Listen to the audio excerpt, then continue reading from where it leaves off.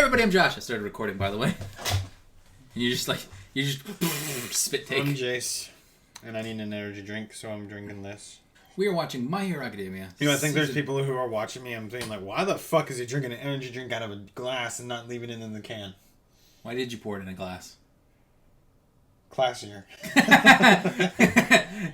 I kind of want a glass too for my Pepsi.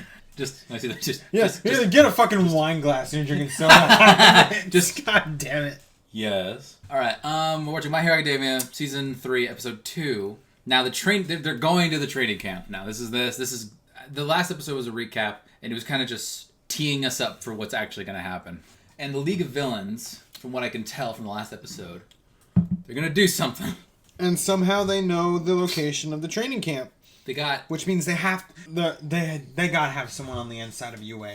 Someone on the faculty is a mole. That explains something. Because I see a lot of... Does it? No. I see a lot of videos titled, "Why this person is the UA traitor." Seriously? You've actually seen that? I haven't watched them. I just see them around. Like, why this person is the UA traitor? Why this person is the UA traitor? Oh, just random people? Yeah, like a bunch, like students. Why Eraserhead? Why it's Shinso? Why it's All Might? Or that'd be bullshit. Yeah, like I think the popular ones are like Kaminari and the principal, or maybe the guy who talks to animals. It would be interesting if it was the guy who could control animals, because he could technically control the principal, if you think about it.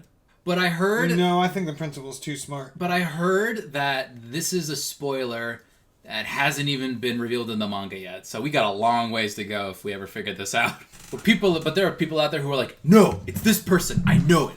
Alrighty then. I mean, the reason we say that is because literally it was like Eraserhead and that one guy, Vlad was his name. It was like, all right, we're changing the facility. Nobody will know except for UA's higher-ups. Immediately cut to the bar, and Chigaraki's like, I need you to do something for me. All right, let's do it. Oh, just a reminder, Patreon exists. Put the plug in. Josh, by the way, this episode is called Wild Wild Pussycats. The fuck?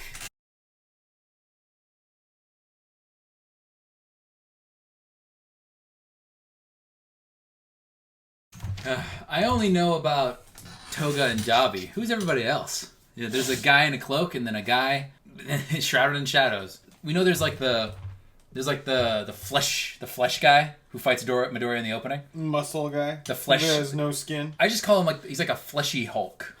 Dude, that's muscle. It looks without skin. It just looks like it's coming out of It's muscle without skin. Blah!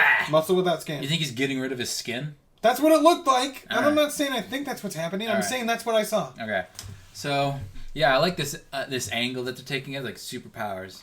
You're going to train the superpower. Hey, Josh. What? I'm vetoing that rule about taking a break from My Hero. Oh, come on. We got to do something else. But it's such a good show. It's your fucking fault. You're the one who said we should watch some My Hero today. You're the one. I just wanted to give you the Tokoyami pop figure. All right. That's why. All right. I'd imagine Fuck you. I'd imagine Belly Button Laser's training is just him constantly shooting it off. Just bam, bam, shits himself. Bam. Well, he gets stomach aches, so Ida's going to be like constantly running. Max out his acceleration so that he can get to top speed faster. He can try to make his reciprocal burst last longer. He can make it so that it doesn't stall. What's Kirishima's quirk training? Just punching stuff? Then go let other stuff hit him. Get smacked around? He's going to let himself get smacked around. That's going to piss him off, but still. No, but it's part of the training. You have to do it. Get one of... It's like, you know what it is? This is what I mentioned to you. Get Sato to punch him a bunch of times, and then they're both training. That's what it is. That's being efficient. This is what I mentioned to you. Okay, so I'm going to talk about Pokemon for a second. Now, in Pokemon, when you're training your Pokemon, there's certain ways you can train them. They have IVs, which is based on the genetic code of the Pokemon and can affect its stats. But then there's something called EVs, called effort values. When they fight a certain enemy, they'll gain experience in whatever field they needed to fight that enemy. Mm-hmm. Similar to that, that's what's going to have to happen here. Oh, by the way, in the middle of the video, I said, "Hi, Lucy." That's because the voice actress who plays the blonde cat lady, is the same voice actress who plays Lucy from Fairy Tail, and is also, I'll put this in terms you understand, it's the chameleon girl from Ruby. Yeah. I'm gonna have to go back and look at that voice. Yeah. Look at the voice. Go for it, Jace. Whatever. What does it look like? What do you see? Fuck you. Listen to that voice. You know what I meant. bitch. Okay. You weren't even flinching the first time, so I had to see how long it could I'm pretty sure that the brown-haired lady is voiced by the same voice actress who plays Noelle from Black Clover. Pretty sure. Dude, I'm excited to see this quirk training. Yeah, so the League of Villains are gonna fuck up training camp. I don't know how. Are they just gonna go all out? Are they gonna try to be sneaky about it? I mean, there's only 4 of them. Well, last time they tried a direct approach. It'd be smart of them to try something sneaky. I'm not saying that's what's gonna happen. Well, you know what I think? Last time they brought like 100 people, but they were all just like, they all sucked, you know?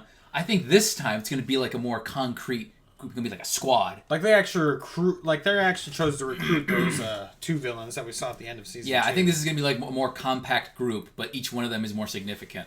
How many people are there? I think there's gonna be more than just. Like, I don't think 4 is a good enough number. You need like 8 or 6, 6 at the very minimum. Depends on what their quirks are. What if they're OP? You need 3 of our good guys to go up against one of them. I do love that. Well, I don't like. I mean, I say that the kid punches Deku in the balls, and then Ida's just so quickly just to be like, "I'm here for you." He catches Midoriya, attacking his scrotum like that. How could you? I'm just going to instinctively try to punt kick them. Oh, jeez. So, I love the part where, oh, Mineta, you nasty bitch. He tried to climb the fucking thing, and then Koda's just there. He high-fived him and made him fall back. He landed ass first onto Ida's face. I'm sorry, Ida. You don't deserve that. I love the part where the clay monsters are attacking, and then the first person... We saw some team attacks. Yes. But I love that the idea the first person to jump in, it wasn't expected. The first person to try to save, stop the monster was Koda.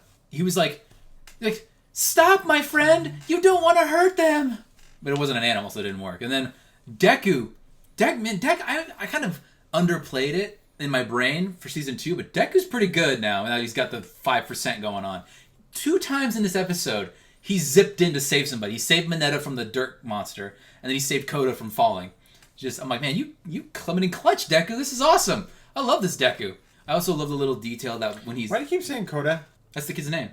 I thought that was that Anna voice guy's name. That guy's name is Koda with a D, and the little kid's name is Kota with a T. Why the fuck would you do that, manga writers? Maybe it's more distinct Japanese. I don't know. All right. So, yeah, we got some team attacks. So Kaminari, he zaps the thing full blast at the beginning and just goes, hey, who carried his ass all the way to the camp? Are you kidding me? Oh, yeah, his quirk training is going to be reducing his brain dead time. It's like Eraserhead constantly in season 1 in particular, he constantly got on Deku's ass about, you need to be able to control your power, don't overuse your power or whatever. Have that talk with Kaminari, okay? He needs to learn that lesson too. The first thing he does is just goes full on, and then he's useless. Can you imagine like a pop figure of that guy, but he's got the actual face, like yes, please. I want one. Oh my god. Okay, just a reminder, Patreon's a thing. Patreon is the thing. I love the shot of like when Deku's in the forest, he's activating All for One, and you just see on that one lady's like visor thing, high energy reading. Bakugo. I will say, this is my last thought. I love just listening to Bakugo as just the unstoppable dumbass. The guy who's voicing him does a really good job. Just Bakugo screaming at things, like he grabs the ball. Go to hell! I'm sitting there, I'm like, what the fuck? I'll kill you! It went 4 meters closer to hell. I love the idea, like, he throws it 700 meters, and Aizawa was like, okay, good job, Midori. Good job, Bakugo. Now go get it. Yeah, those weren't free. School budget. Okay, Patreon is a thing. I hope you guys enjoyed the video. You got any other thoughts? You excited for this quirk training? Yes, I am. All right. Hope you guys enjoyed the video. I'm Josh. I'm Jace. See you guys in the next one.